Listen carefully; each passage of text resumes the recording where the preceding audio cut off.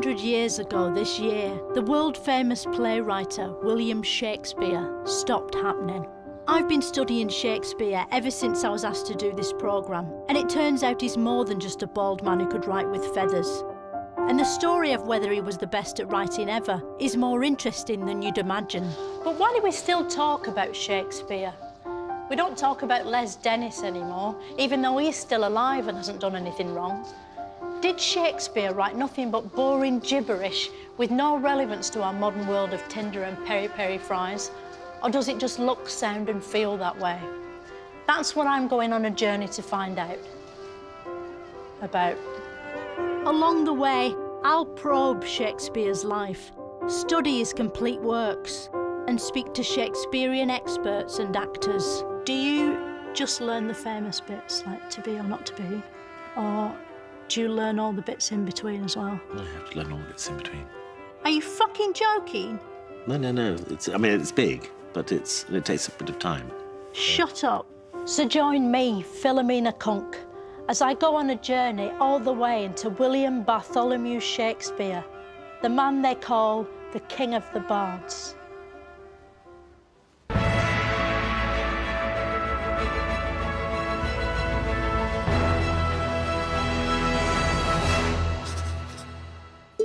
Deep below Stratford-on-Avon, in a secret location on Henley Street, is a treasure trove of Shakespearean proportions.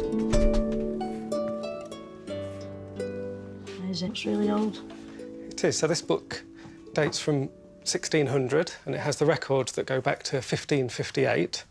Yeah. It's sort of written on the front, Stratford-upon-Avon. It's a bit wonky, isn't it? Like I suppose they didn't have rulers, did they? It's a very old book that's sort of made from animal skin. And then if I just use the weights to keep It's sort of like waxy A4 paper, isn't it? It is a little bit waxy, yeah. That's the sort of That's the juices of the animals. Coming out, yeah.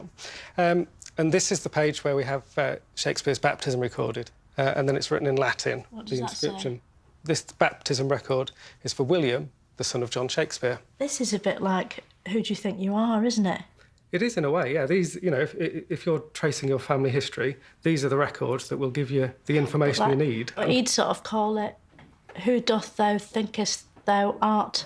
He might, yeah. And he'd go like that. He may well have done, yeah. Flourish. Yeah.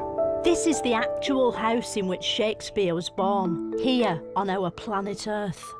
As a baby, Shakespeare showed few signs of becoming the most significant figure in literary history, so nobody bothered noting down the details of his life. That's why we can't be sure about his date of birth and don't know anything about his childhood, except that he probably had one. Otherwise, he'd never have become a grown-up.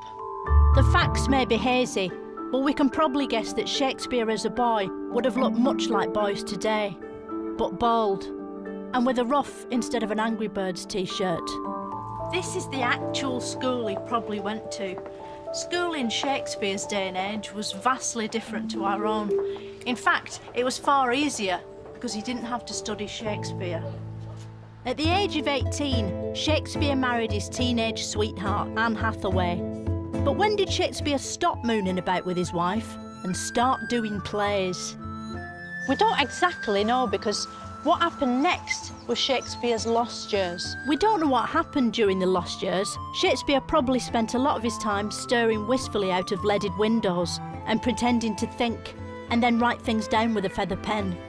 But we do know he eventually came to London, just like his most famous character, Dick Whittington. Almost immediately, he began to make waves in the world of theatre. It's hard to believe today, but back then, people really did go to the theatre on purpose. And they went to see something called plays. In plays, things happen in front of you, but at actual size, unlike television, which is smaller, or cinema, which is bigger. You'd think that would make plays the most realistic form of entertainment in existence, but instead, they're nothing like real life at all. And that's because everyone shouts. Speak the speech, I pray you, as I pronounced it to you, trippingly on the tongue. Not proper shouting, like when a bus won't let you on, or shouting because of an emotion. In plays, people shout no matter how they're feeling, because they put the seats too far away. There were many plays written in ancient times, but the plays Shakespeare wrote echoed through the ages, and not just because they were shouted. but because they were good. Now is the winter of our discontent, made glorious summer by this son of York. We few, we happy few, we band of brothers, To be or not to be? That is the question. Shakespeare actually invented 7 different genres of play: tragedy, fantasy, romance, comedy, horror, and historical. And Shakespearean.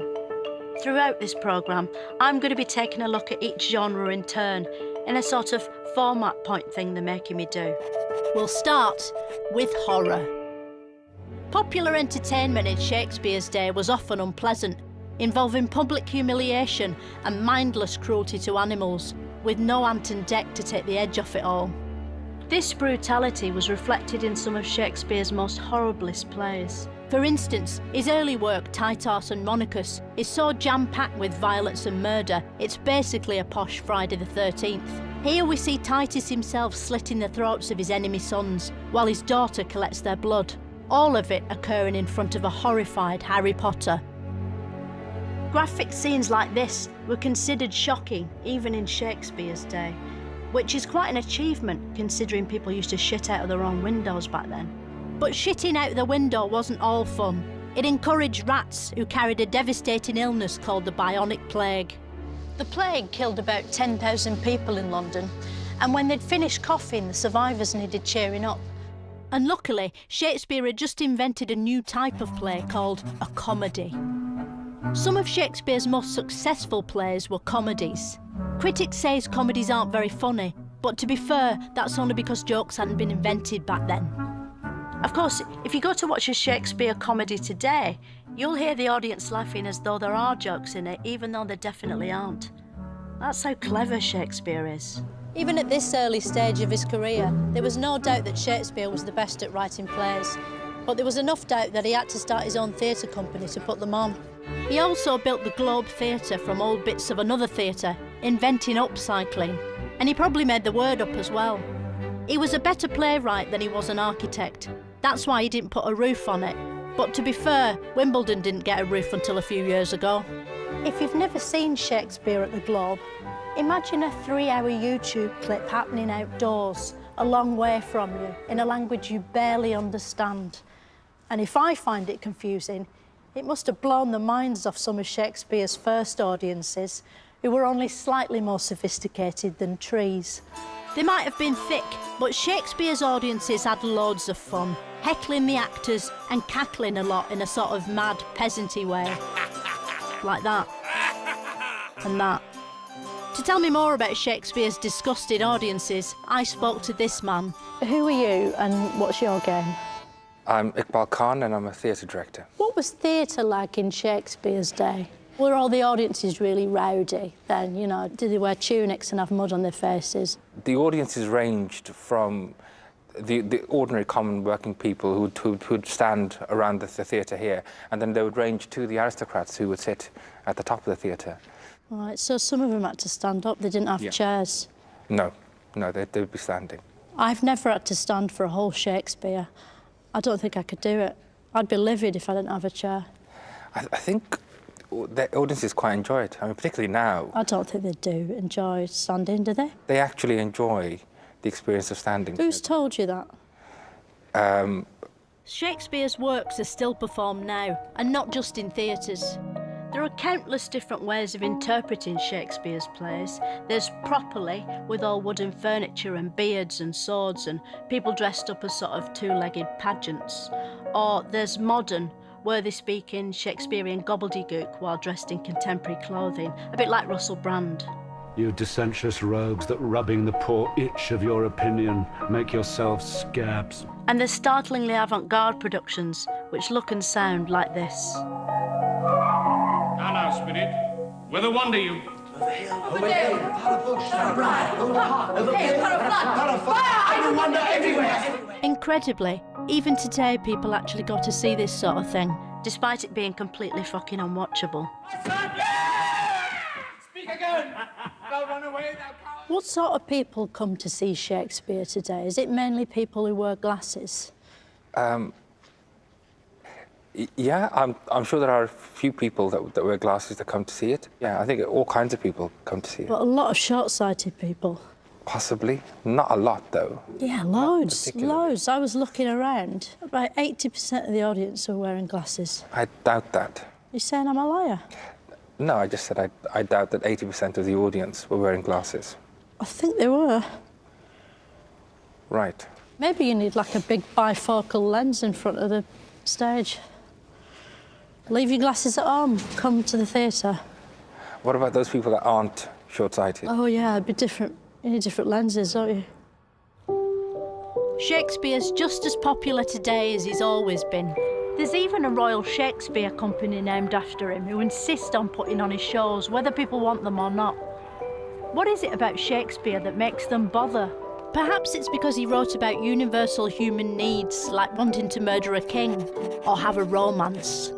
We don't know much about how love and romance worked in olden times, because back then people didn't write blogs about their dating misadventures. But thanks to Shakespeare, what we do have is Romeo and Juliet, easily the finest romance of the pre-Dirty Dancing era. Romeo and Juliet is about these two rich, powerful families who hate each other. These two families are the Montagues, who sound quite posh, and the Capulets, who invented the headache tablet. They're perfectly happy having their feud until the touching moment Romeo, from one side, spots Juliet from the other. It's love at first sight, but from a distance, just like on Tinder. My lips, two blushing pilgrims, ready stand to smooth that rough touch with a tender kiss. Soon Romeo and Juliet are in love, even though they come from two different families, which is how we know it isn't set in Norfolk. Oh, Romeo, Romeo, wherefore art thou Romeo? To find out more about Romeo and Juliet, I went to talk to Shakespearean expert Stanley Wells. Why do you think Romeo and Juliet is the most successful rom-com of all time? Well, it's very beautiful, isn't it? The love story between Romeo and Juliet. It has some very beautiful poetry in it. People like a happy ending, don't they? Oh, they like a happy ending, yeah, but they don't get it, of course, here. What do you mean? Oh, you know, the ending, they die. I mean, you know, the lovers, Romeo and Juliet, I mean... They die at the end? Oh, yes, Juliet poisons herself, and then Romeo comes in and he dies too. So we should put a spoiler there, should we? OK. But after that, their families are reconciled, so that's quite nice. I don't understand why the Montagons and the Capulets just won't let them muck about together. Well, they're not really adults, are they? I mean, Juliet's not yet 14. You know, a nurse says so in the play. She's only a young girl. She's 13 years old. That's right, yeah. I'm not surprised the families are trying to split them up then. I'd have rang the police. With the success of Romeo and Juliet, Shakespeare was on a roll. He had respect and prestige, and he was coining it. If they had coins back then, I haven't checked. As his reputation grew, Shakespeare became popular with royalty, so he wrote stuff they'd enjoy in the hope of gaining power and influence, like Gary Barlow does now. Shakespeare's first royal fan was Queen Elizabeth I, the person, not the boat. Shakespeare wrote loads of plays about royals, known as his history plays. It was his way of pleasing the king and queen by doing stuff about their families, a bit like when your mum buys the local paper because your brother's court appearance is in it. Perhaps Shakespeare's best history play is Richard III, which is about this sort of elephant man king. He'd be done in computers now by Andy Serkis covered in balls, but in the original, he was just a man with a pillow up his jumper. It's quite modern because it's a lead part for a disabled actor, providing they don't mind being depicted as the most evil man ever. I am determined to prove a villain. Richard III is actually based on the real King Richard III, who was in the Wars of the Roses. A horse! A horse, my kingdom, for a horse! At the end, he loses his horse and ends up wandering around a car park looking for it, where he eventually dies. Because in those days, you couldn't find your horse just by beeping your keys and making its arse light up. It's quite moving and human, because we've all worried we might die in a car park if we, lose the ticket and can't get the barrier up, and just die in there. Shakespeare makes you think about those things, and that's hard. When Queen Elizabeth died, James I took over. He was Scottish and dead into witches, which Shakespeare put straight into Macbeth, like an arse kisser. Macbeth is a tale of paranoia and king murder set in Scotland, probably for tax reasons. It's about a man called Macbeth who's so famous he's only got one name, like Brangelina. Macbeth, Macbeth, Macbeth. Macbeth also has a female sidekick called Lady Macbeth, who is very much the Ms. Pac-Man to Macbeth's Pac-Man. In a spooky encounter, Macbeth meets some witches who tell him he's going to become King of Scotland, which back then was apparently considered a good thing. The witches aren't in it as much as you'd expect. Quite a lot of it's about ordinary murder. This is a sorry sight. It seems a shame to introduce witches in it and then make all the murders normal with just knives and swords. Maybe if Shakespeare had thought a bit harder, he'd have put some magic murders in, like a big magic hand coming out of a toilet and pulling someone's arse inside out. Nevertheless, there's plenty of violence and bloodshed, and an iconic scene in which Macbeth is startled at dinner by the unexpected appearance of Banquo's ghost, played here for some reason by the letter H. Which of you have done this? What, my good lord? Thou canst not say I did it. Never shake thy Goldilocks at me. By now, Shakespeare had built a considerable body of work, which is collected in something called the First Folio. This is the actual book that Shakespeare wrote with his bare hands, the only remaining copy of any of his plays. It's amazing to think that if anything happened to this, the entire works of Shakespeare will be lost forever.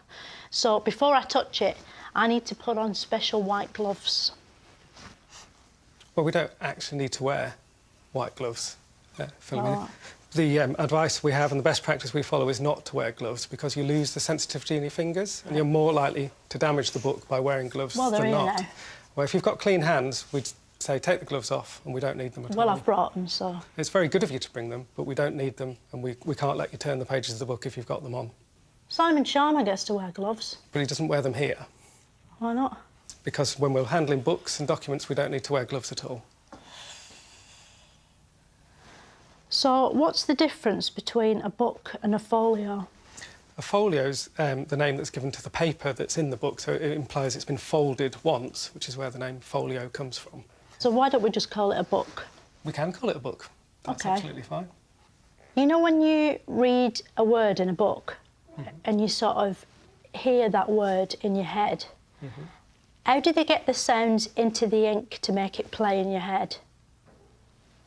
Well, what they're doing is they've got all the words sort of written down and spelled out, and they put those letters into the printing process and then print them on the page. And then it's as you're reading it, you're making the sounds in your head. You can hear them talking, can't you? Yeah, because you know what the words mean and how they sound. You can then play it back to yourself, if you like. Are these plays like computer code and the actors like characters in a computer game? I suppose that's one way of looking at it. The words are the lines, so they're telling the actors what they need to say, and then you'll find stage directions telling them what to do. So in a way, they're sort of like a set of instructions. So in a way, Shakespeare invented computer games. I don't think he'd have seen it like that, and that's not quite the case of what it is, but you can make a comparison or an analogy between the two. So he invented computer games? No, not really, no. That's amazing. Most of Shakespeare's plays are about stuff that actually happened, like kings, or could happen, like a prince talking to a ghost. But some of his plays are more magical. They're fantasies.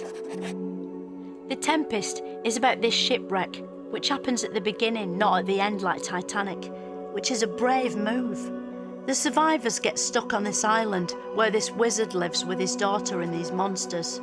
What's interesting about The Tempest is that usually Shakespeare's stories sort of make sense, even though all the talking's in gibberish. But in The Tempest, the story doesn't make sense either.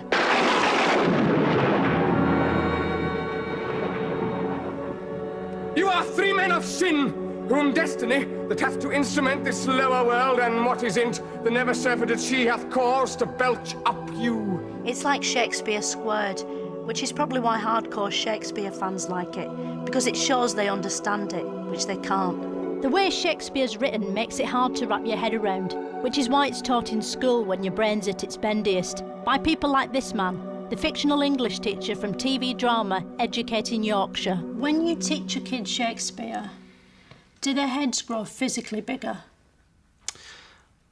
No, they don't, no.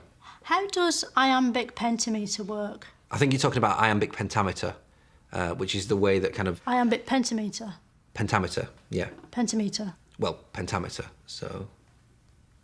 It would be a line of prose that would have 10 syllables with 5 particular stresses on. Not pentameter? No, not pentameter, no, it's pentameter. Right. Hmm? Someone told me I was misinformed. It's fine. Who told you? See about that? Oh, right. No, it's pentameter, yeah. Iambic pentameter, just to clarify. I wonder if all of Shakespeare's plays are suitable for kids, because there's that one about the dairymaid, isn't there, with a special pump? I'm not aware that that's a Shakespeare play. She works on a farm. She's got a special pump. No, I don't think that's a Shakespeare play at all. No, it doesn't sound very much like a Shakespeare play at all. It's disgusting. Shakespeare once said, "Every dog will have his day." And with his own theatre and lots of plays, he was certainly having his. But soon that day would turn to night, a long dark night, like in Finland. In 1596, Shakespeare's son Hamlet shuffled off this mortal coil. Then he died, and a few years later, his father John kicked the bucket and also died. As Shakespeare's life went sad, so did his plays. If you were asked to pick what Shakespeare did best, most people would say tragedy, which is one of the few things he has in common with Steps. Shakespeare's tragedy plays are the most performed of all his works, none more so than Hamlet, with its famous speech about bees. To be or not to be, that is the question. Whether 'tis nobler in the mind to suffer the slings and arrows of outrageous fortune, or to take arms against a sea of troubles and by opposing end them. To die, to sleep, no more, and by sleep to say we end the heartache and the 1,000 natural shocks that flesh is heir to. It's the consummation devoutly to be wished, to die, to sleep. To sleep, perchance to dream. Aye, there's the rub, for in that sleep of death, what dreams may come, when we have shuffled off this mortal coil, must give us pause.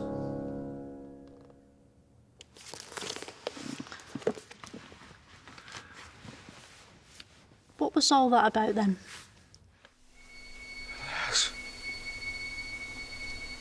Poor Yorick. Most people have heard of Hamlet, even if they haven't seen it, because it sounds quite boring. So what's it about? Well, I have seen it, and it's about 4 hours long.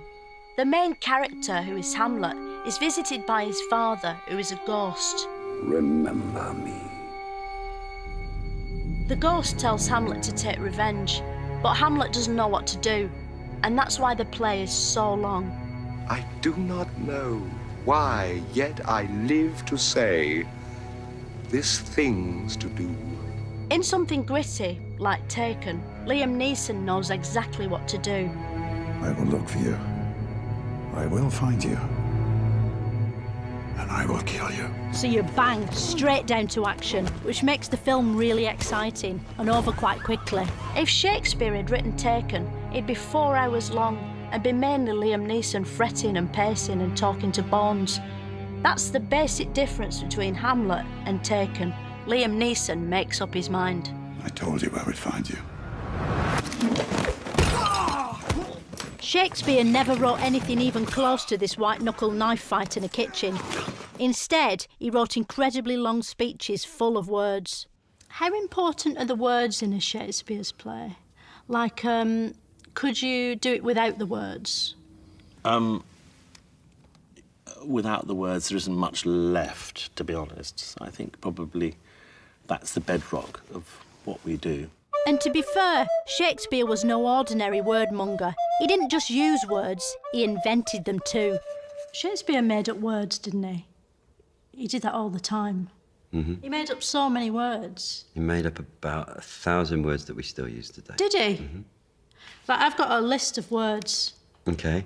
that he might or might not have made up. Okay. And you tell me if Shakespeare made them up or not. Okay. Cuckoo.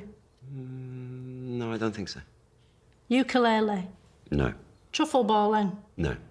Ceefax. No. Omnishambles. No. Nutribullet. No. Mixtape. No. Spork. No. Rufflecopter. No. Bomberclart. No. Zhuzh. No. Potatoey. No. Bromance. No. Sushi. No. Titwank. No. Hobnob. Yes. Suppose it makes sense that he came up with hobnob, doesn't it? Because it's the sort of the most old-fashioned of biscuits. It's got like bits of hay in it and stuff. Yeah. It's like eating a thatched roof. By the end of his life, Shakespeare had reinvented theatre, created memorable characters, built a playhouse, invented a language and secured a legacy. But the Swan of Avon still had one last trick up his sleeve. Throughout this programme, we've seen how Shakespeare's genius spans 7 different genres of play. But all these pale into insignificance against Shakespeare's most greatest work, Game of Thrones. Game of Thrones is a proper bloodthirsty, action-packed epic which skillfully combines all the genres Shakespeare invented into one coherent work. It's got everything. It's got history, comedy, Shakespearean. Have you ever held a sword before? I was the best archer in our hamlet. Tragedy, horror, fantasy, and romance. Game of Thrones also has one of Shakespeare's best kings in it, Queen Joffrey. Surely there are others out there who still dare to challenge my reign? Queen Joffrey, like all Shakespeare's queens, is played by a young boy in a dress, and they stuck with that when they adapted it for television. Game of Thrones remains the most popular of all Shakespeare's plays, and the only one to have been made into a television series, which proves it's the best. It's almost as if at the end of his life, Shakespeare finally worked out how to write something really good. His final masterpiece accomplished, Shakespeare's work on our planet was complete. He died on his birthday, which must have been depressing for his family, who would have had to finish his cake with tears in their little Shakespearean eyes. We don't know what Shakespeare's last words were, probably made up ones. Nobody wrote them down, so they couldn't have been all that. I used to think Shakespeare was stuffy and pointless and not for me, but exploring his world and works for the past half hour has really brought him to life, so I'm gutted he's just died. He remains the best and only bard this country has ever produced. Good night, sweet prince. I'm loving angels instead.